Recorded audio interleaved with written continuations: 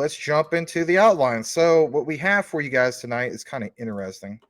And shout out to Stardog. He's probably going to watch the replay on this one because he's probably not up this late on a weekday. Please smash that like. All right. On the Ripple XRP, Fednow, is it going to use XRP? Yes. All right. I think there's enough evidence to support that. So we showed you this yesterday. And bottom line is this. The Fednow service providers, okay? Here's why we want to point some of this out. It's Temenos, okay?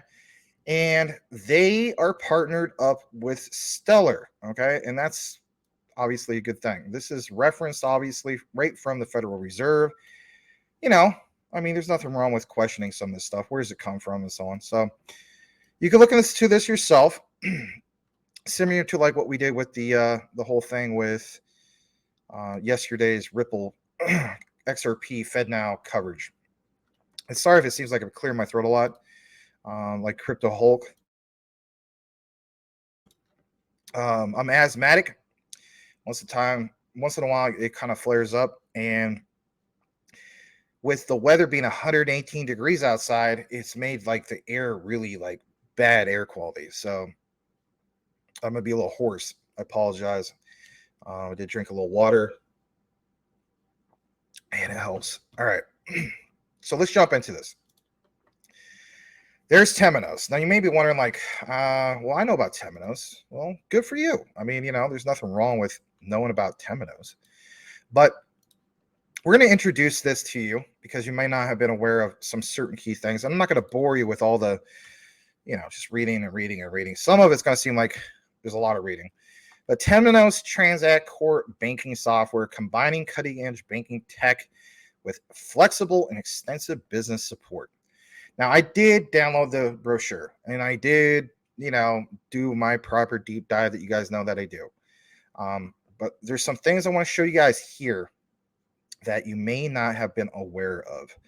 So, number one, Temenos Transact is the most successful and widely used digital core banking solution in the world using cloud native and agnostic technology. That's pretty expressive in itself, you know, especially when we talk about quant, blockchain agnostic. Temenos Transact provides the most extensive and richest set of banking functionalities across retail, corporate, treasury. And if you're taking notes on this one, remember I said treasury. Okay, we're going to tie this all in big time. Wealth and payments with over 1,000 banks in 100 plus countries, relying on it to provide market leading and innovative products and services to the customers. Okay, so it's cool stuff, right? Innovate faster, smarter, all this stuff, right? You know, for instance, banking, SaaS, all these things sound great, but why point it out? And what is obviously the Stellar connection? What is the Fednow connection? Well, we showed you a little bit of the Fednow connection. They have been listed as a service provider, but how is this really going to be connected to Stellar? And especially are we going to actually like use XLM? You know, kind of like yesterday we're talking about, you know, Ripple's XRP. We understand like there's RippleNet and then like Ripple is being used, but like we don't want to just be Ripple, we want it to be XRP. Okay, and we established that. If you missed that show, check it out. I also released a chopped up version of it, right? That's just focused on the educational side of it, right? Not no offense to you guys, you know, not the comments and stuff. So we established that. So that was XRP, but today's XLM. So, you know, one thing that I also want to point out here is some other things that are listed here. And basically speaking, you're going to see some things that you were not aware of. And basically speaking, I want to show you, where is this part right here? I believe I have it right here. This is good stuff. Challenging market conditions, okay? It talks about before the 2008 crisis, in regards to the levels of cost models and new entrants are basically, you know, they have these ratios of 30% versus 50s for most European banks. Talks about how like this thing basically saves, you know, banks money. and that is worthy of a mention. If I'm led to believe, I should say led to believe, a lot of us are led to believe that, with Ripple's XRP, it's literally a liquidity solution for banks, the concept of Nostra Vostra and so on. Think about on-demand liquidity, to be able to, how should I say this? Like, picture a big old pitcher, like we've all done it, right? Like gone to like a bowling alley or whatever. Sometimes they serve you beer, right? Or ale, they give you a pitcher of ale, right? The beer, all that stuff. And then you run out. And what do? Well, hopefully, it's a good bowling alley and they give you like a free refill. But some places don't, right? Or some places will give you a discount on the refill, won't charge you the full amount. Now picture a financial institution, okay? So financial institutions need to be able to quickly refill that, no pun intended, that on-demand liquidity, okay? Literally, it needs to be quick, resilient, and it needs to basically cost significantly less, right? Ripple provides that solution. Does Stellar provide any type of solution like that? Now, don't get me wrong. We pointed out with this new thing with Axios, that's a huge thing. In my opinion, that could very well be XLM or Stellar's answer to that. But we want to talk about Fednow, right? That's the bottom line. What's going on with this Fednow thing? So Temenos, they've been around for a long time. This is no, flash in the pan, fly-by-night outfit. They've been around 23 years, longest continuous upgradable use of software in 23 years so far. Look how many clients they have, 1,080. Listen to this, guys. 41 of the top 50 banks run on Temenos. So should we pay more attention to this? I think we should. I think we should absolutely do that. We know that when it comes to Stellar, people just on the surface are going to talk about how Stellar, is focused on the retail, right? So what's mentioned here is retail banking, business banking, corporate banking, all this stuff, right? I mean, all the good stuff. But what I want you guys to pay attention is this part right here, back to what I talked about earlier, the Treasury, right? So we know that the Federal Reserve and the Treasury is kind of like Forrest Gump and Jenny. They go together like peas and carrots, right? So it states, designed to meet the complete needs of a modern international treasury operation, Temenos Transact Treasury helps banks of all sizes reduce risk and improve profitability, basically while safeguarding regulatory compliance. That sounds pretty good.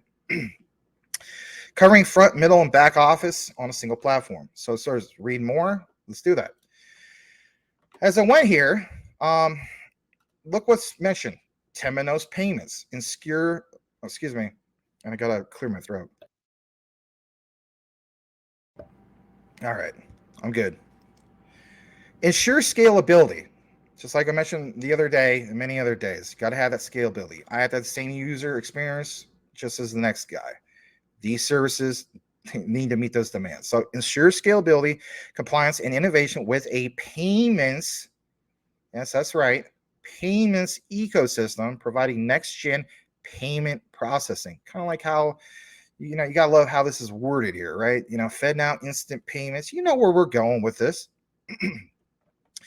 Here's a little bit that market view. Temenos ranked best-selling core banking system for 17 years. So they've been around for 23, but they're the best-selling core banking system for 17 out of that 23. You don't think that's impressive? You better believe it.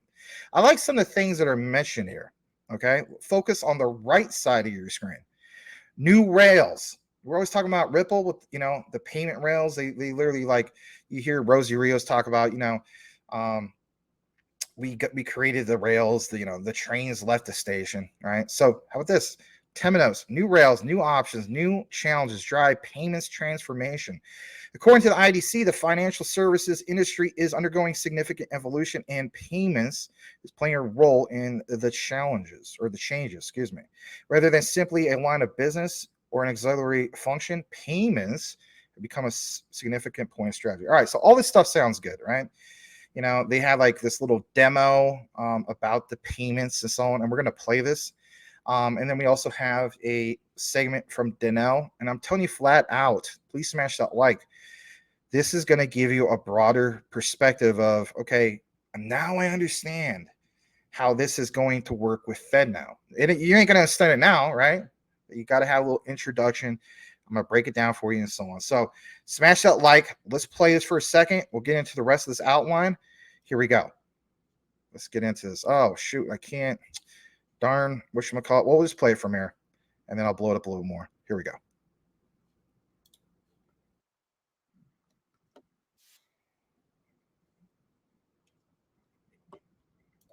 Not showing, is it? All right. Let me pull this back. My bad. Here we go. I'd almost take a step back and say, when we talk about TEMAS, we talk about core banking.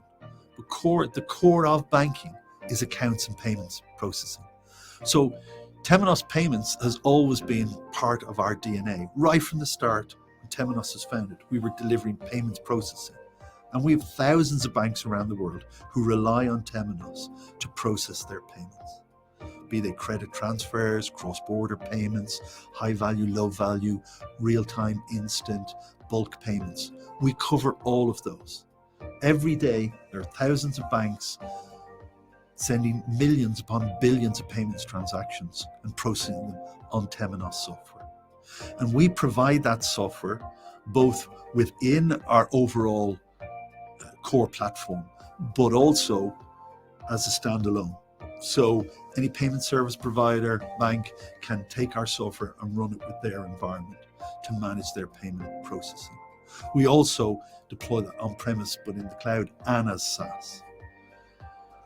All of that technology is built on top of the Temenos technology platform. So all of the investment that goes into our number one technology platform in banking is leveraged by our payments processing, ensuring the ability to handle huge volumes, scalable performance, as well as a huge variety of functionality and clearance around the world. So we are engaging more and more with institutions who just want to look at how they actually improve and modernize and elevate their payment capabilities. And so with Temenos, we want to talk to those customers about how we can elevate their capabilities and make them a leader in payments innovation.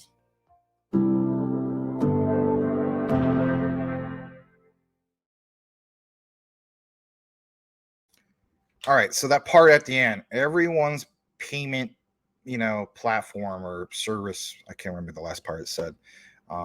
If anything, I pull it back up. But, there's a quote here that I want to show you, and you've probably seen it on your screen. And again, I swear we're going to get to the juicy stuff here soon.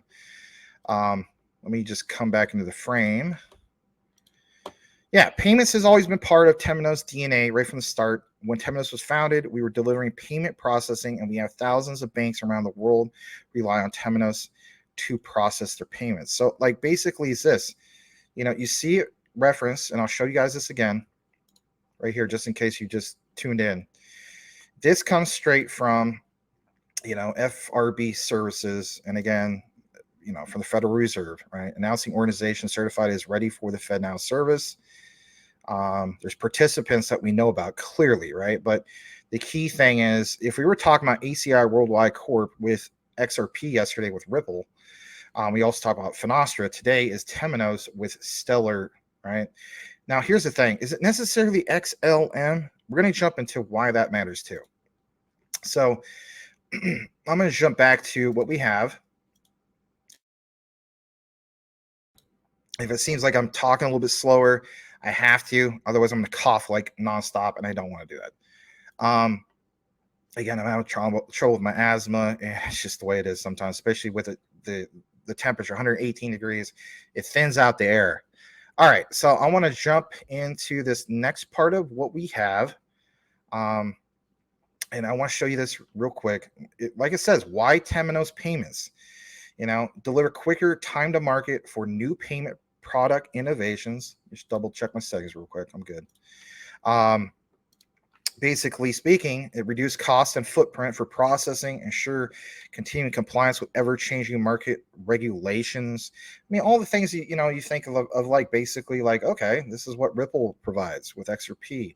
This is what Stellar provides, right? Like I would be totally with you, right?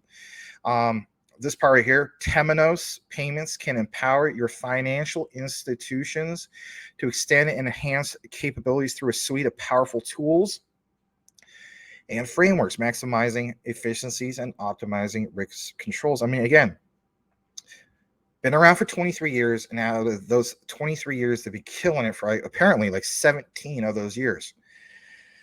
I'm not gonna get into the processing so much, but I do like where it mentions helping organizations maintain cost control, right? Because what does that basically mean? And what are the benefits of that, right? Sustainable payments processing innovation on the world's leading technology platform in banking. That sounds pretty cool. Temenos Payments, progressive payment service innovators like BNPL, digital wallets, and request to pay, and quickly deployable to your institution through our payments innovation ecosystem. Real world challenges, right? I mean, all these things are good. Okay. So I want to jump to this part about the scalability real quick. Again, it almost sounds like Ripple to a sense, right? Hear me out. We operate on a robust and scalable platform, providing your bank with, look at this, right? On-demand, elastic scalability for processing high transaction volumes. My God. Some people feel as though it's like, well, Fednow, I thought it was going live tomorrow. Again, it is. There's other things that can pump Stellar, right? Supply and demand, a little bit of the buy the rumor, sell the news, but I think there's a lot more to it than just that. With low latency and frictionless processing, our flexible scaling ensures cost optimization by paying only for utilized resources and meeting market mandates within designated timeframes. Now, I won't state this real quick. I know that you guys are all paying attention to what's going on with, this whole thing of Stellar. And I mean to pull this up real quick. I don't have the page up, but I mean, currently speaking, it's up 22%, 69% of the week. The price, even on the 1 hour charts, up over 1.37%. Don't sound like much, but the price is up to 16 cents. Now ranked 20 in the top 20. Yeah, shout out to Stellar, right? Doing it big. I mean, that's really, really cool. We also understand that we might have to double check some of the stats that was released in regards to like what Wisdom Tree, that going live. How many people are using the app to actually use XLN to pay bills and stuff like that? We needed to take that into account, right? There might be some new stats. Was it enough to pump it this much? I don't think so, right? Because I mean, am I led to believe that like already millions of people have downloaded that app and are using it? I don't think that's the case yet, but let's not dismiss it. All right, going further down into this, it talks about this thing about the functionality, just real quick. Basically, their platform can support your financial institution with a wide range of payment functions. Think about this for a second. And I love this statement, including instant credit transfers, direct debits. Like, what is this really? Think about how this is worded: standing orders, checks, and more. It serves domestic and international payments and offers configurable workflows, exception management, intelligent routing, comprehensive, and now we mentioned some of this stuff. But it's very, very impressive. 5 seconds to end-to-end journey, 24/7, right? Real time, nonstop, 99% straight through processing, 31% higher growth in payment volumes. And of course, they got all these other examples. Now, the next part I'm going to jump into and why you should, I don't know, I guess you could say, pay attention to this, because it specifically mentions this thing about the Treasury.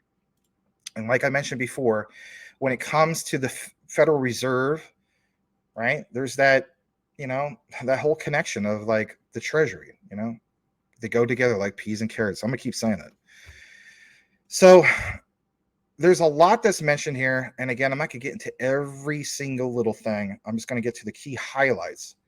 But I do like the idea about the scalability, like I mentioned before. I do like the idea that it includes advanced API-first technology, which empowers banks to rapidly innovate, connects to ecosystems, enables developers to build their own connectivity or apps. If we talk about, like, for instance, quants over ledgers, blockchain agnostic, right? This is also like agnostic in which it doesn't necessarily have to connect to everything that's crypto related.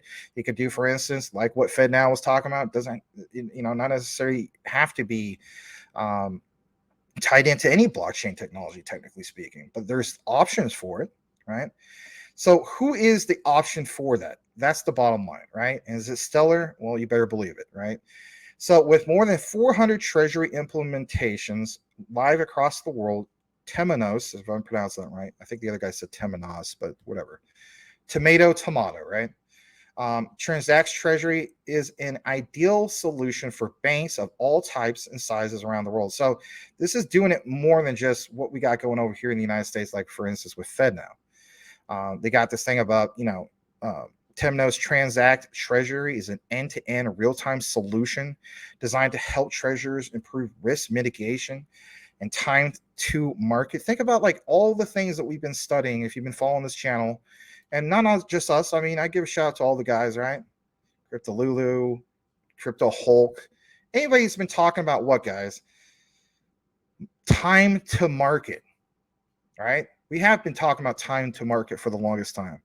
Optimize liquidity management, better service customers, and manage financial and operational risks. Some of the back office stuff, right?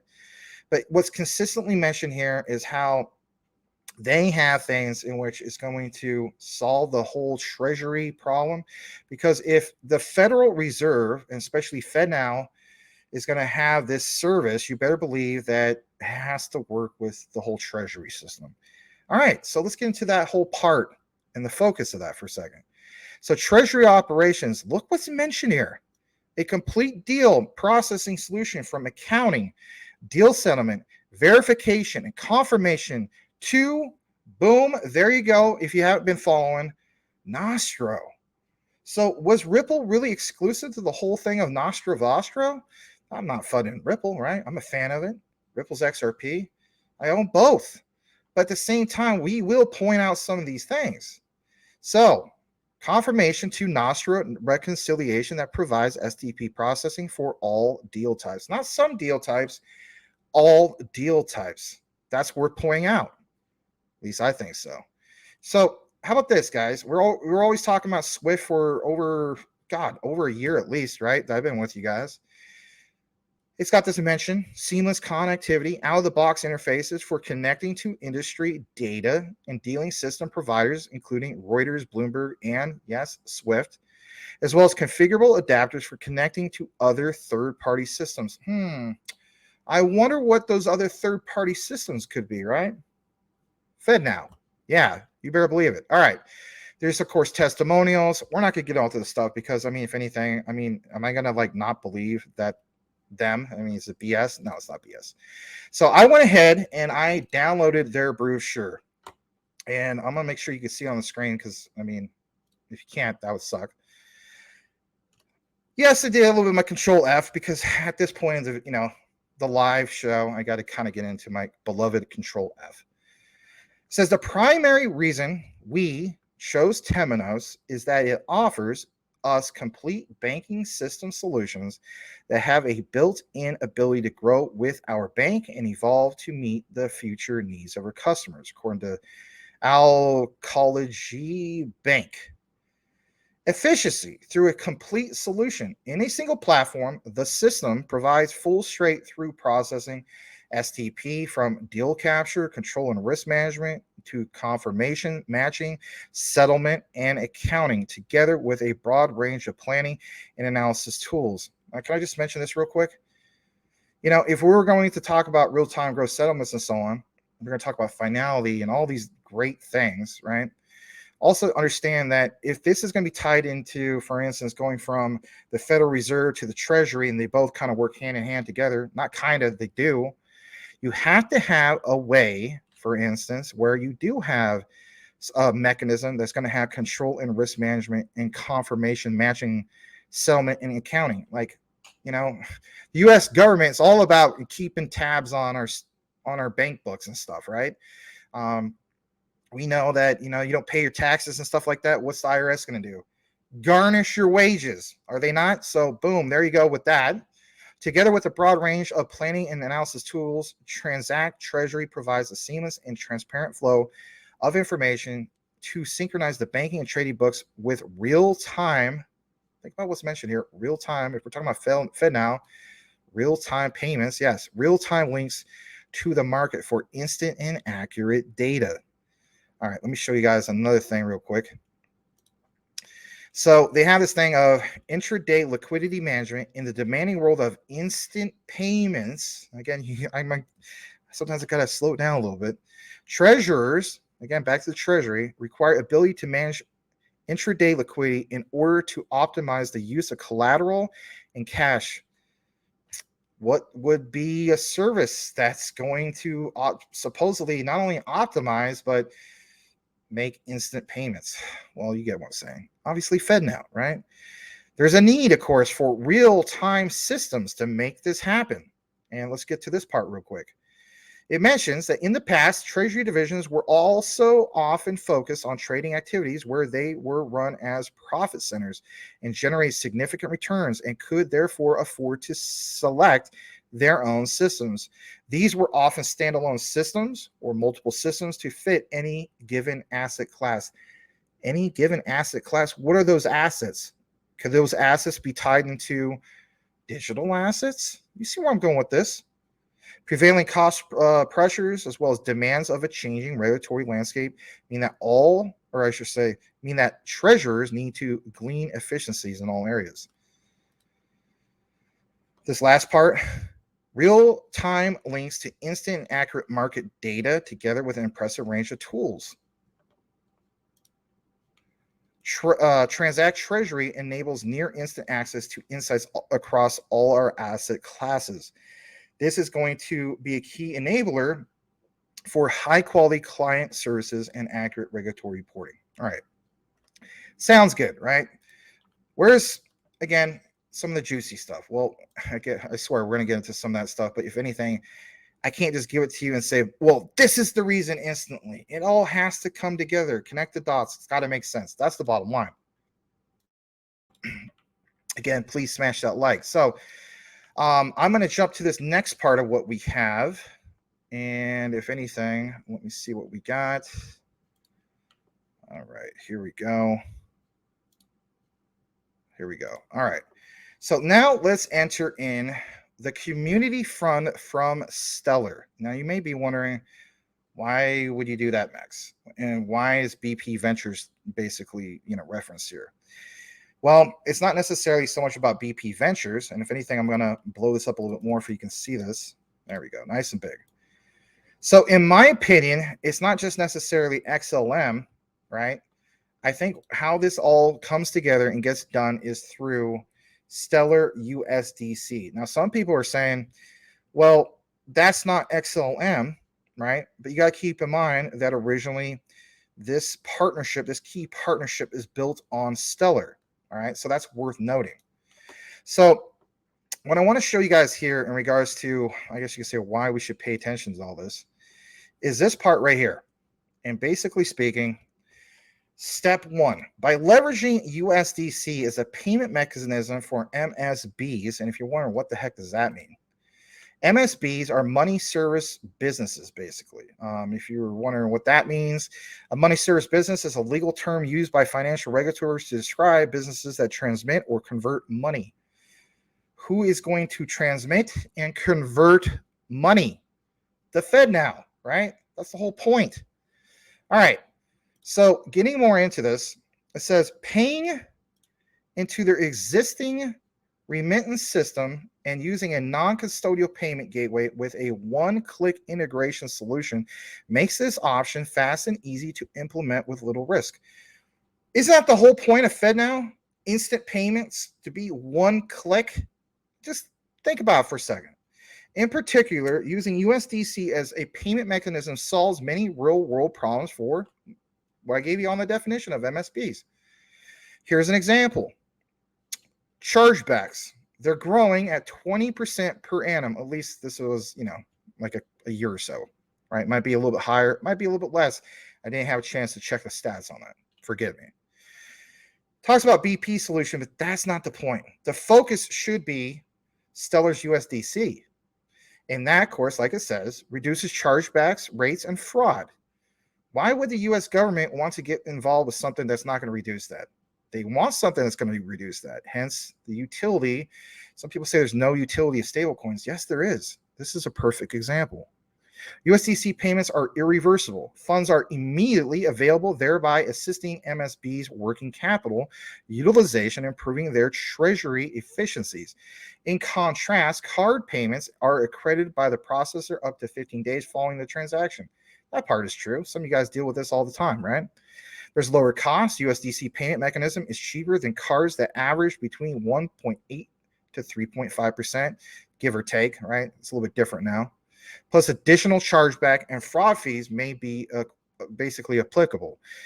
Our one-click integration into major money transfer systems, now here is some of the juicy stuff, already have thousands of clients. I won't get to the part about BP, but, this part right here, new customers' ability to tap into different types of customers than MSB may typically service. One-click integration into Circle for the MSB to instantly. I know some guys don't like me saying that 3 times, but sometimes, you know what? People drift off on their concentration. I have to do it with my students in the class. I'm going to do it with you guys too. Shoot me if you don't like it. Anyway, no offense. To instantly receive digital funds. What are those digital funds? What platform is this going to be on? You get where I'm going with this? Supports USDT from Ethereum via APay. But okay, right? That's with this other thing. Let's get back to this, okay? Let's jump down to this. And here is the juicy part. Because we were talking about Temenos, were we not? And we also saw earlier that Temenos is a service provider. And he also had a partnership with Stellar, for instance. So integrate Temenos. Opens, for instance, 1,600 banks and credit unions. And if you were wondering, I didn't see the part where it mentions Stellar and Temenos. It does. It mentions it right here. To the Stellar blockchain. Mic drop. Boom. Boil it, mash it, stick it in a stew. Thank you so much to Stardog. I love this community that we have here. It's not just about me, dropping the knowledge or the research. Say what you want. Crypto Talk Now, CTN Network community. We are a community of what? Researchers. We're like a research coalition, if you will. I love it. That's what it should all be about. It shouldn't be about, well, I don't want nobody sharing this research. Okay. Do you own the token? Yeah. Do you own this coin? Yeah. Why wouldn't you want to share the knowledge amongst other people? If you are all about the greater good, then you understand that. You know where I'm going with this. You know who I'm referring to. No disrespect to him and so on. But, how many times has he mentioned that he doesn't want anybody to steal the content? You want to know something? People will steal your content, man, when they view your screen. Okay? They can see the font that's listed there. And if anybody knows how to do a proper search, they just take it off the screen, put it in quotes on a typical Google search. Or if you're worrying about some people using Google or trying to block it from Google, they can just go to DuckDuckGo and DuckDuckGo that way. There's all sorts of different ways to find out the material that was presented on your screen. Anyway, I'm not going to mention the guy by name. And I don't hate the guy. I think it's ridiculous. If we're all in this together for widespread adoption, why do you want to hide your content from people? Why do you want to hide your research from people? I don't know. Anyway. All right, a little bit more about this. Let's talk about this, okay? Step 2. Our anchor in a box solution allows MSBs to connect to Stellar, because I got to pound it home just a little bit more. You didn't think I was just going to leave it right there, did you? No. To connect to Stellar is a payment rail, gotta love how this is mentioned, for easy cash. Oh my gosh. What could be easy cash more than what Fednow is supposed to be, right? In cash out of USDC via SEP, if you're going to nerd it out that way, as well as directly sell USDC. This new product provides new revenues, new customers to MSBs. Currently, Polaris is accessible by the admin panel, but is confusing and hard for most MSBs to understand and get started. All right, how about this? Step 3, expanded Stellar blockchain. Of course, uses the whole thing about BP's white label, but they have this thing to customize DeFi dashboard solution. I will talk about this for a second. So my thing is this, all right? Like, I think Stellar takes a little bit more of the cake when it comes to DeFi compared to like obviously Ripple, because they can expand some of these things, like you talk about, like for instance with BPs and so on, with the DeFi dashboard solution, which is open API connectivity for fast, easy integration to money service business software platforms. Not necessarily more so than Ripple and so on, but it gives you an idea what's going on here. Let me jump into this real quick, and I do apologize. I'm not getting to so much of the comments. It's just I want to keep up with this outline real well, and then I will try to answer some of your guys' questions a little bit more. A little bit more to pound at home about these products and services. Check this out real quick. Let me just double check the screen. Hopefully we're doing well. All right, so I got to give BP, I guess you could say, a little bit of honorable mention, because it says BP Ventures provides stellar blockchain payment solutions and software development service for money transfer operators, exchange houses, fintechs. Think about this, banks. You know about some of this stuff, right? Jump down to the part about USDC. Let's see here. I did read about some about that stuff, so I will go to the next screen. Sorry about that. I must have had a duplicate. All right, let's get into this. All right, so this is good, and then we're gonna get again some of the key stuff. If you were wondering why I referenced the Treasury, kind of like I mentioned before, the U.S. Treasury and the Federal Reserve go together like peas and carrots, and basically, here it is, straight from Investopedia. And even when I was in college as a student, even when I was doing a tutoring program, and even when I sub for as a college instructor, we can reference Investopedia, right? We can't reference Wikipedia, right?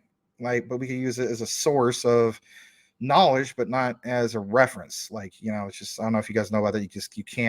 You can't provide Wikipedia as a source, but Investopedia you can. Anyway, U.S. Treasury versus Federal Reserve. What's the difference? I'm not going to jump into all this, but it is worthy to know this top part. The U.S. Treasury and the Federal Reserve are separate entities. The Treasury manages all the money coming into the government and paid out by it. The Federal Reserve's primary responsibility is to keep the economy stable by managing the supply of money in circulation. The Department of Treasury manages federal spending. It collects the government's tax revenues, like the example I gave earlier in the show, distributes its budget, issues its bonds, bills, and notes, literally prints the money. How many times have we heard Mr. Jerome Powell talking about like he just loves his money printer, right? The Treasury Department is headed by cabinet level appointee who advises the president on monetary and economic policy. So there you go in regards to that. We are going to jump back into this whole thing about Stellar. And here it is. Stellar partners are leveraging Stellar USDC. And if anything, you might saw a little bit of some of these partners who are testing, if you will, in the background. And why are you seeing some of these pumps going on? So we're going to talk about this for just a brief moment. All right. So USDC is one of the most reputable dollar digital currencies, having established itself as an accessible, trusted stablecoin. We know about this, right?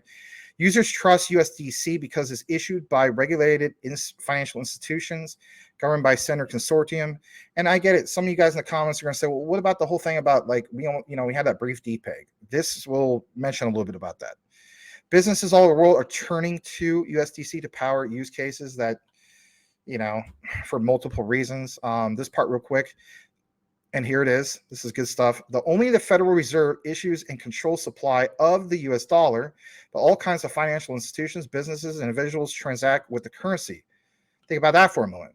USDC is the first time we see a high-tier issuer in dollar digital currency fulfilling functions within a transparent regulatory framework. With the Center Consortium as its governing body, USDC has built up a trusted reputation, led to incredible adoption, growing from 3 billion in circulation at the end of 2020 to 15 billion in circulation today. It's actually higher. It's a little bit of old kind of an old thread, but it's great for the purposes of explaining this. Now, we have to talk briefly about a liquidity solution, because at the end of the day, if you don't have enough liquidity to cover this stuff, then why would the Federal Reserve, or I should say, why would Fednow want to get involved with Stellar, right? That's a great question. Well, we got covered. liquidity.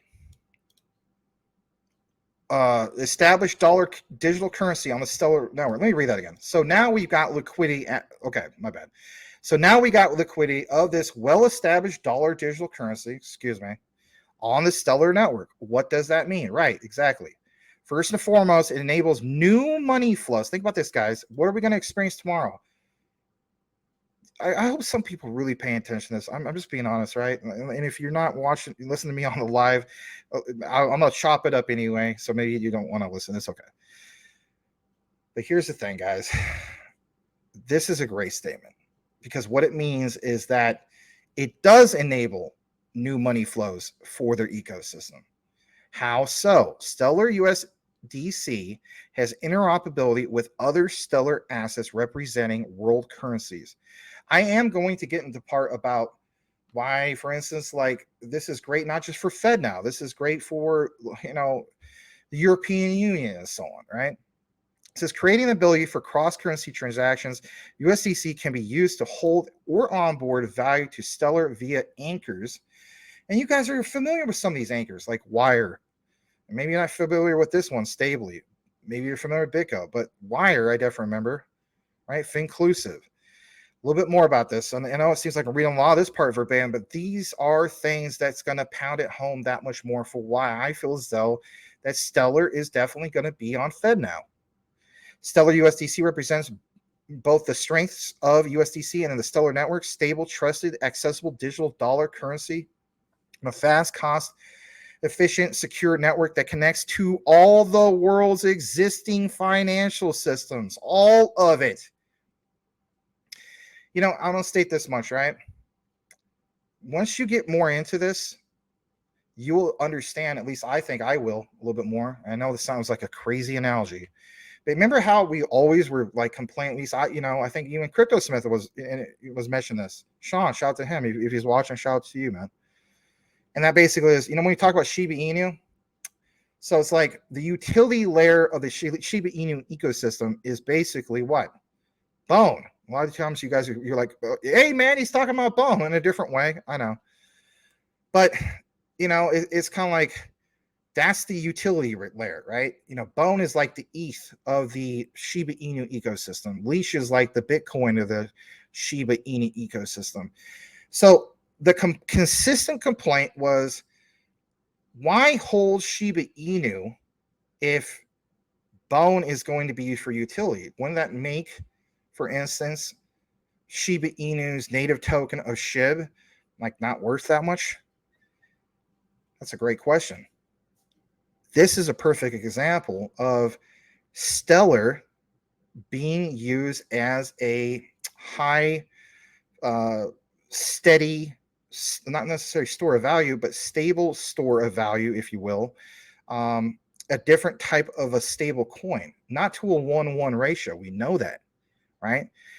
It's what it's connected to and what it's doing. So after I read more of this, I said to myself, this is kind of like the aha moment of me understanding finally, and I'll get more into this and maybe you guys can understand this more about what's going on, like for instance with Shiba Inu. Now, some people are not going to like this analogy because they're like, well, God, man, apples and oranges, but not quite.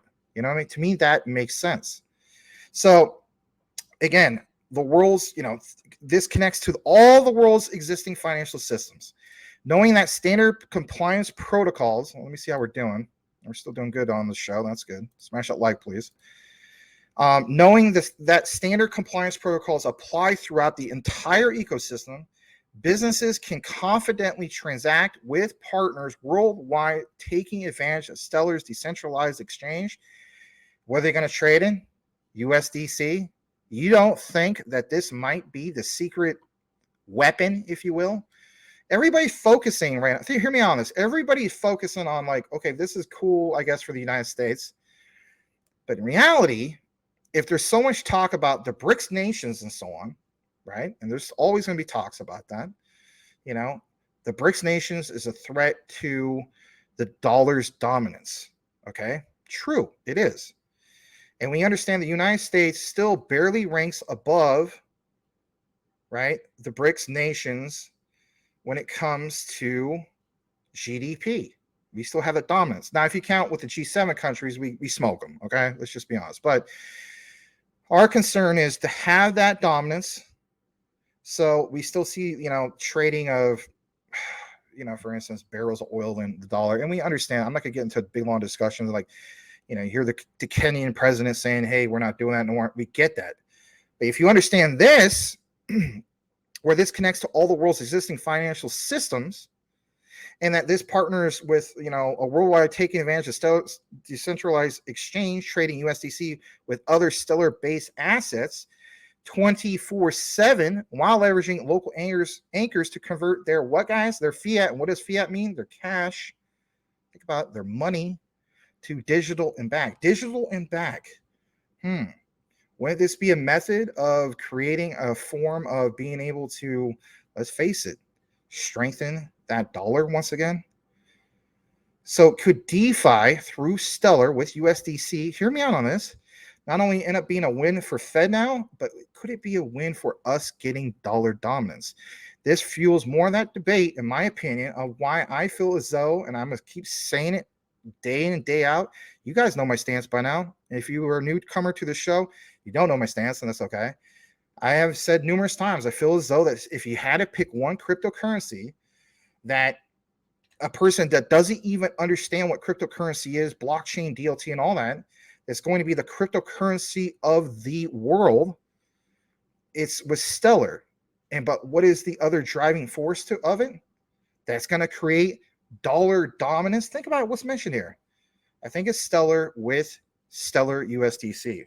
Some people call it, nowadays we just call it Circle, whatever you want to call it, right? All right, a little bit more about this. I know it's a lot, and I do apologize because I know you guys want a good balance, but I'm in a flow, and I just want to get this out because, guys, here's the thing. There's certain times at which we want to put so much focus like on the comments and so on, and I love you guys. I really do. Great support community. But tomorrow's the big day. You know what I mean? And that's why we got to pay attention to some of this stuff. So just bear with me a little bit more, and I swear I want to recognize you guys because you guys are great. You deserve to be recognized. But, this right here, it's not just how they are implementing Stellar USDC, it's how they're using this digital currency. Look at this. This is juicy, to create opportunity and build products for other businesses. So we talk about workflows, we talk about incentives, we talk about staking, we talk about raising capital, all that stuff and how it's tied in. We're talking about the financial ecosystem of the world and how that is that constant moving gear in motion to create, entrepreneurs' livelihoods, if you will, or, businesses to be able to thrive, right? On a collective body, not just here in the United States, but abroad. Wire, Stably, BitGo, and Finclusive feature a variety of financial services and infrastructure products. Wire offers, for instance, payment APIs. We understand that those weren't mentioned with Fednow, but it does get an honorable mention. I do like this part. Becoming Stellar's USDC anchors, they are also able to provide new and useful on and off ramps. And that is worth pointing out because you know what? We understand that a lot of this is going to be tied into a lot of this stuff, but it provides it through the network. Businesses on Stellar can use these anchors to tap into markets and gain more access points, right? Unprecedented speed, super low cost, digital global reach, world's global financial system, interoperable, basically, far less friction than ever seen before. Significant. Why Stellar USDC presents such a huge opportunity. All right. This part is the real juicy, like we already had all the juicy stuff. I want to get into this, in my opinion, if you're going to call like this research, the ice cream sundae of research. I don't know if you want to use that analogy. This is literally the whipped cream and the cherry on top. This is from the lovely Danelle Dixon. Smash that like for Danelle, right? And this is from a while back, but it's a message from the Stellar Development Foundation, the head honcho, Danelle Dixon. Pay close attention in this 5-minute video of what she's saying. Draw your own conclusion about specifically what she mentions in this video and tie it into Fednow because I really think there's something solid here. Smash that like. Here we go.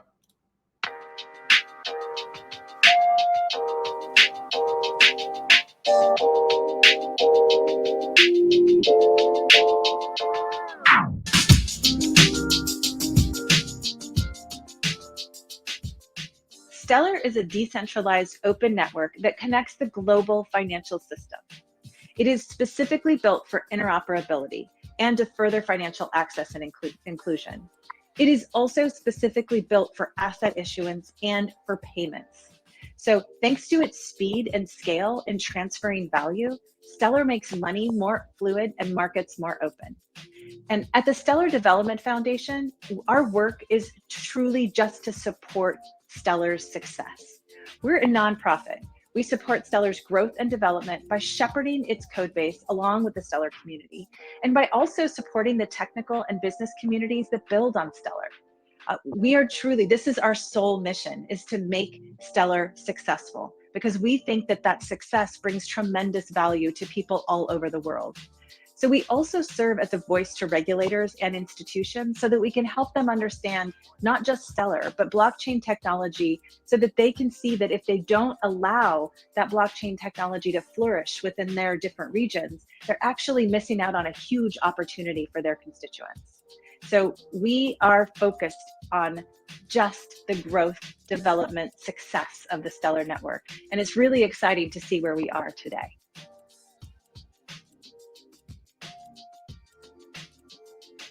Circle and the Center Consortium have been truly fantastic partners throughout this entire integration process. They had already put so much time and thought into developing their multi-chain framework for USDC, and that's shown through. And this focus on interoperability is really key. With a clear strategic vision, we were able to bring Stellar and USDC together, combining our strengths for the best of both worlds. It's a pretty remarkable partnership, and I'm just so excited to see it take off.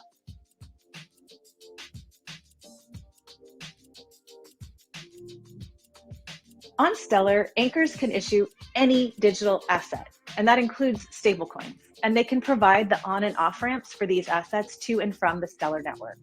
So given USDC's strong position in the market and the important use cases that rely already on the digital dollar, anchors are really eager to provide access to USDC and expand where it can go.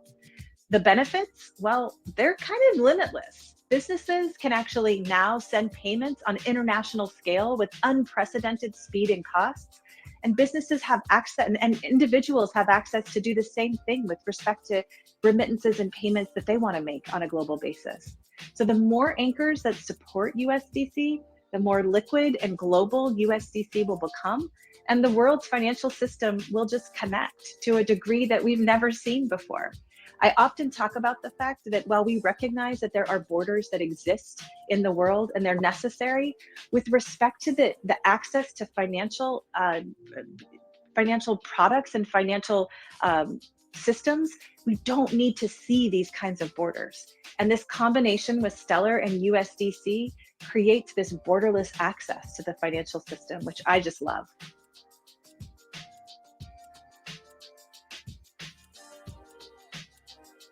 The fact that you can send and receive digital dollars from anywhere in the world is a huge step forward for payments worldwide.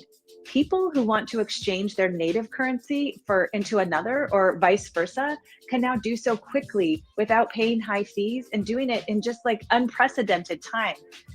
If digital dollars on the blockchain were to hit the mainstream, and I know that it will, they would essentially revolutionize the way that people store and trade value. And we're going to see this happen.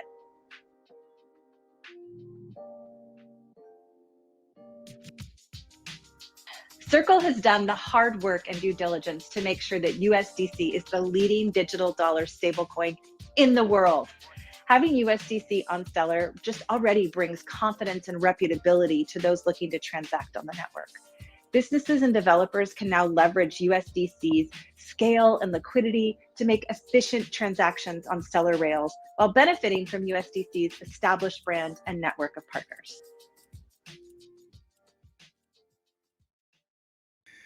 So I want to reference this, and we won't keep it too long, okay? This part, figure 3, the top 5 stablecoins by circulating volume data are currently through, for instance, April, right? And what I want to show you here is about the reference from Tether and Circle earlier. Just hear me out, right? This is going to help round things off. It says Tether and Circle, the parent company, for instance, Circle is a parent company of USDC, report that they hold high quality liquid reserves and are thus economically similar to narrow banks. Historically, the quality of reserves has been carefully examined. In February of 2021, Tether and Bitfinex exchange reached a settlement with the New York Attorney General. Circle reserves were also under scrutiny with the collapse of Silicon Valley Bank. We remember all this stuff, right? It's not all like I'm not talking over you guys' head.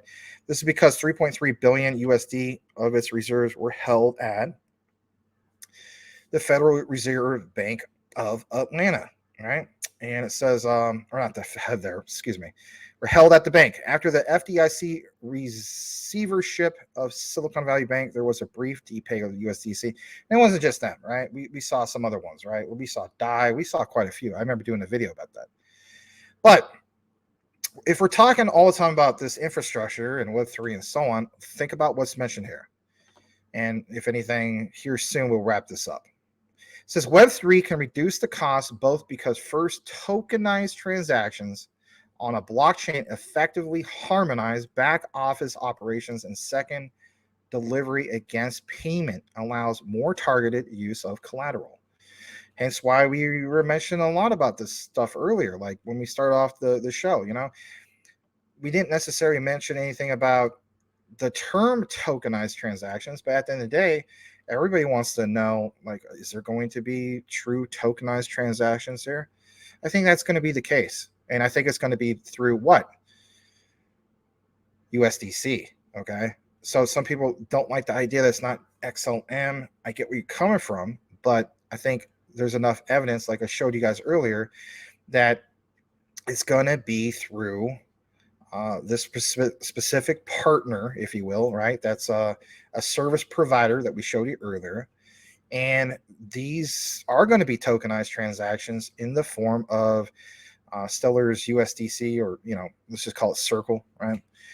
But yeah, a lot to be mentioned here. So it says, if transactions occur on a blockchain, then there is no clearing or reconciliation step, thus reducing back office costs as well as failures to deliver. That's worth pointing out. Yikes, right? Part of the efficiency gains stem from the fact that the parties transacting are effectively making entries in a common ledger, which streamlines the process.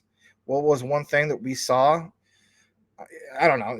Some people don't necessarily call it the most common of ledgers because, you know, some people like to, I guess, you know, just view Etherscan, right? But I posted on Crypto Twitter the verification that we saw Wisdom Tree transacting in XLM, right? And that was posted on an actual ledger. So that is worth pointing out. The second benefit of tokenization transactions is that it permits delivery against payment. Currently, in most markets, each transaction has two legs, one in which the price of exchange of various assets is agreed on, and one in which the clearing and settlement occur and the trade is consummated. These legs occur asynchronously. I think I pronounced it right. I even looked at how to pronounce that word earlier. Some words, you know, you just don't pronounce every day. So I was trying to get it right, but I messed it up. Apologize. So there's typically leg necessitating a clearing mechanism that requires participating entities to post collateral and bear credit risk from other participants. Yes, very true. Did you know that legs also exist in payments? Think about this for a second. All right. And you may seem like I'm reading all this. I'm not. I just got to the part that I felt as though needed to be read. Okay. There's many pages here. I'm not going to go and read, 17 pages. It's just this part. So payment systems are both complex and country specific. However, similar to asset markets, there is typically a separation between authorization and settlement. For example, messaging systems such as Swift verify instructions, but value is transferred through a different route. True. The sequence of Nostra Vostra, remember back to the beginning of the video, that sequence of Nostra Vostra accounts that payments flow through all requires expensive pre-funding from the participating banks. I'm sharing this with you because I want you to understand the concept of the supply, the demand for all of this. In addition to regulatory compliance costs, collateral costs increase the cost of making payments. Tokens themselves, once minted, can also be used in multiple ways. True. As a concrete example, consider someone who has deposited or supplied liquidity into an automated market. Think about this for a second. Automated market maker. The receipt for doing this is a token, which is a claim to the deposited liquidity. This token can itself be used as collateral and pledge, hence why I referenced the whole concept of nostra vostra at the beginning. And let's face it, I mean, we're talking about Stellar, but when it comes to the central banks of the world and so on, ODL takes the cake on that, right? Being able to, that analogy I used earlier, you're at the bowling alley, it's like you want to have your beer pitcher refilled real quick. And you want it to be cheap. You don't want it to be, you don't want to be slapped with being charged the same amount that you originally charged. You want to get some kind of discount for getting a refill. There's some at bowling alleys, they're still going to charge you the same amount because no free refills, man. Well, whatever, right?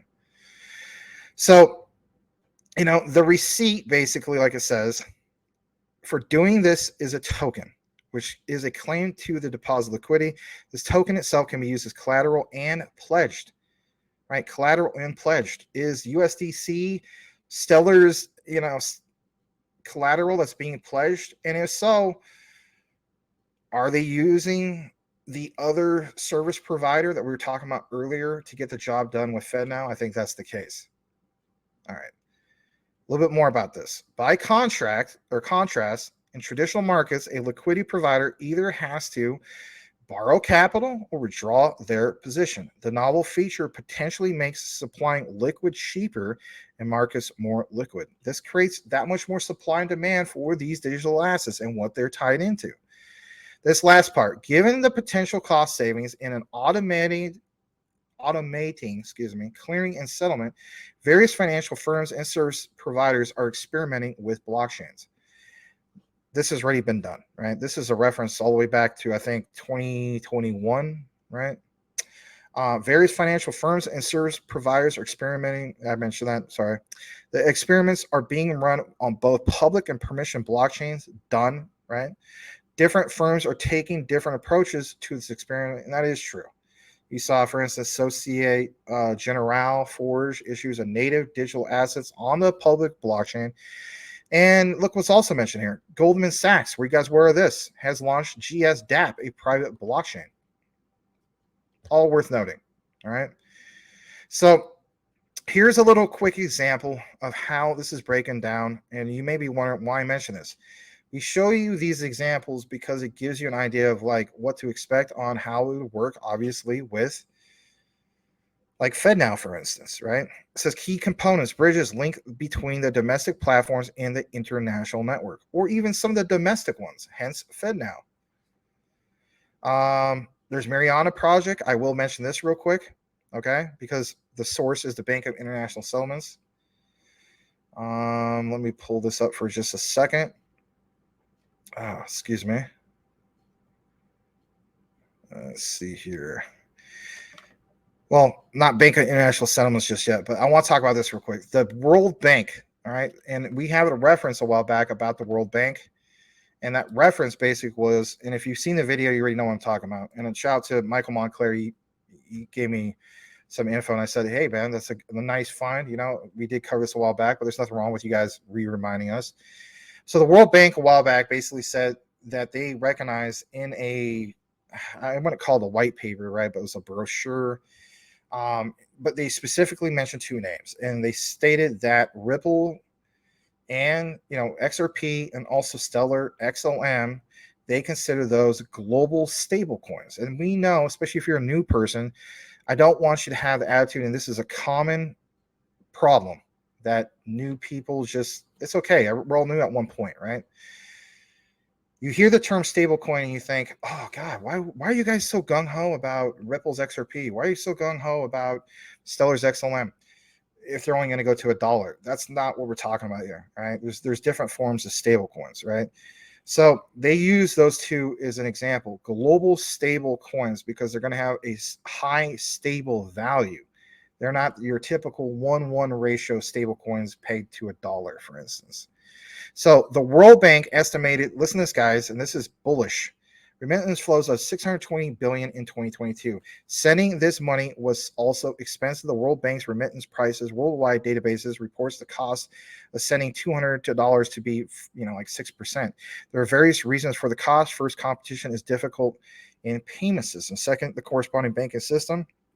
And back to Nostra Vostra, based on Nostra Vostra accounts as both time and expense to moving value and settlement in regards to international transactions. There's also concern that the growing number of correspondent banks centered in smaller corridors is falling. All this adds up, basically.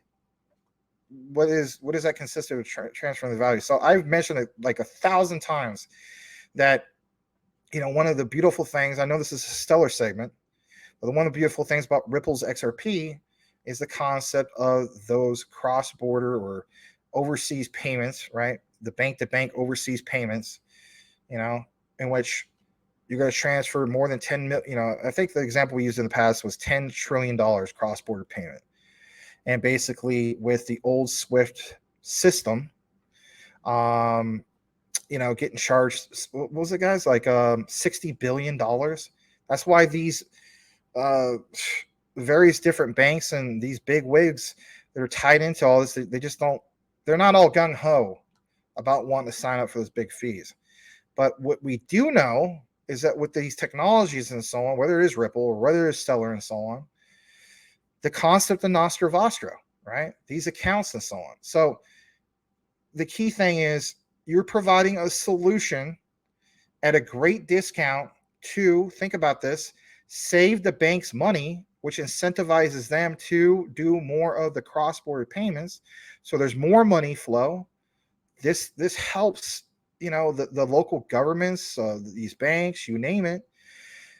You're going to see more and more money being transferred. So if you're seeing more and more of that money being transferred, that's utility in motion. What ones are tied to some of this stuff anyway.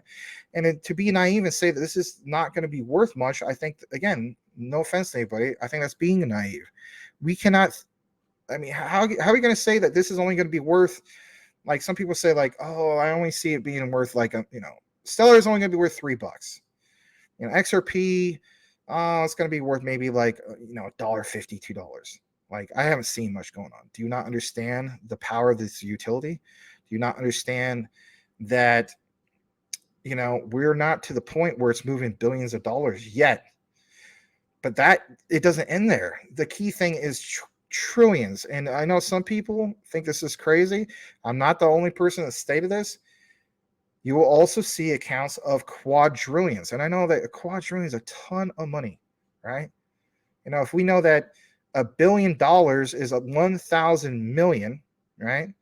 And $1 trillion is 1,000 billion, right? It gets just absolutely insane when we get up to the quadrillion. I understand that.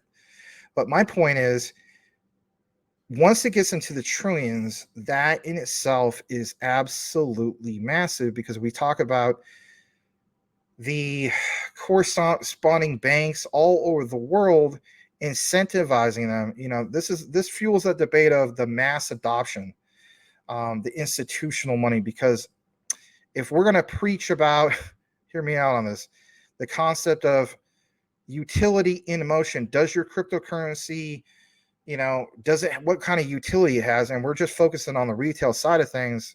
Retail side of things doesn't even equate hardly anything to the, the bigger players, the institutional money and so on.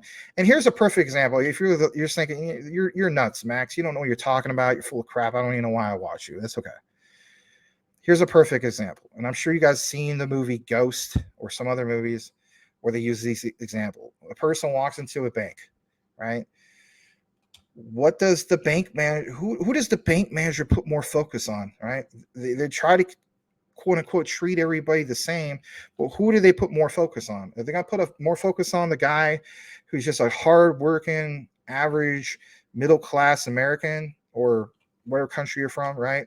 Who's bringing in like, I don't know, 30,000 to 60,000 a year. Or they're going to put more focus and emphasis and butter up the guy who's bringing in millions, if not billions of dollars. Of course, they're going to butter up and want to get the client, the account that brings in the most amount of money, because as they understand that those are the ones that help, I guess you could say, put on their books or their reserves, to be able to move that crazy amount of money. Think about what's up. What is one of the main problems that we see even here in the United States with our banks? We see with our banks where they've already taken all our money, and then we go to get some of the money that they've taken, and then we have to wait for it, or get these BS excuses and so on.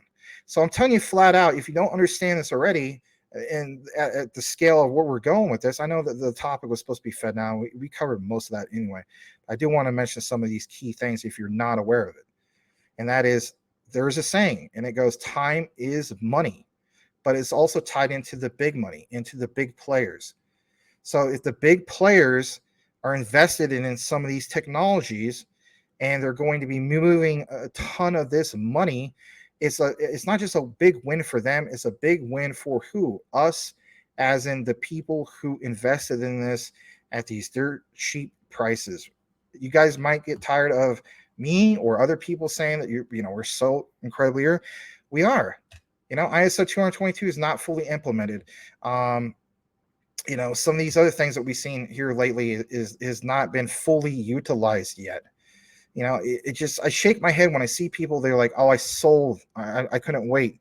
My emotions. I sold all this stuff. Okay, you didn't give it a chance.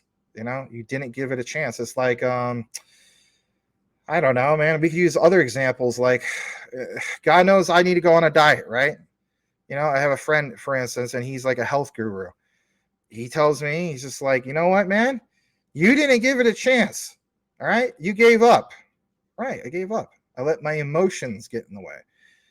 We also let our emotions get in the way of that generational wealth, not understanding that in order to understand the full utility of this, you got to give it a chance. Okay, enough about all this, all right? There were some other examples, but it's good stuff. This was basically the last part I wanted to share with you, and it was in regards to the IBM reference that somebody mentioned. And here it is, basically. It's in regards to IBM, all right? And this will be the end of the segment, I promise. IBM has been using the Stellar network to facilitate cross-border payments since 2017. True. It's said to have begun the testing long ago, according to IBM's Vice President, Jesse Lund, of global blockchain. He told Reuters, at least back then, IBM will explore use cases with business networks that they have developed, right? I give Cool Cat Crypto a shout out. And he talked about, for instance, BSV. We confirm that. IBM is well connected to, for instance, Hedera, even Quant Network. Was it Casper? There's a few others, right? Obviously Stellar. Whatever the case be, right? They're involved with business networks, okay? And they have, as a developer, if you will, as a user of the token, they see this as a way of bringing financial settlement into the transactional business network that they have been building, right? In her interview with Fortune, IBM's Bridget van Kralingen, Senior Vice President of Global Industries, Platforms, and Blockchain, said that the new project represented a tremendous opportunity to streamline the firm's existing cross-border blockchain payment efforts. It's already been done, all right? But here's the key thing. It states IBM has been converting between different fiat currencies using Stellar's native token, which is Stellar Lumens, as a bridge between them. The existing system is thus doubly exposed to both variable, excuse me, I've been reading too much today, which the words aren't coming out right. Intra-fiat exchange rates and the notorious volatility of the cryptocurrency markets, at least back then, to which Lumens, unlike a stable coin, remains subjected. But this was back in 2017. Lumens as an XLM has more than proven itself, hence why the World Bank officially recognizes them and Ripple's XRP as global stablecoins. Back to the subject about the stablecoin real quick, and we'll wrap this up, I swear. A stablecoin, like it says, used as frictionless digital proxy for fiat, and here's the icing on the cake, could eliminate both varieties, potentially play a very big role in improving cost. What could you apply that to? You could basically apply that to Fednow. Could you not? I mean, if it is a digital proxy for fiat, what are we trying to do with Fednow? Right? Eliminate both variables, potentially play a very big role in improving costs. I think, and I know I always use this analogy, fat kid on cake. I think Fednow uses this like fat kid on cake. If you're going to save the government time, money through modern technology, why wouldn't you embrace this? This last part.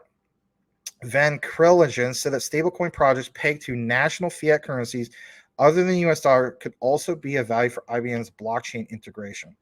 So, we're putting so much focus on what's going to happen tomorrow with Fednow, understand there's a broader picture that just doesn't apply clearly to just Fednow.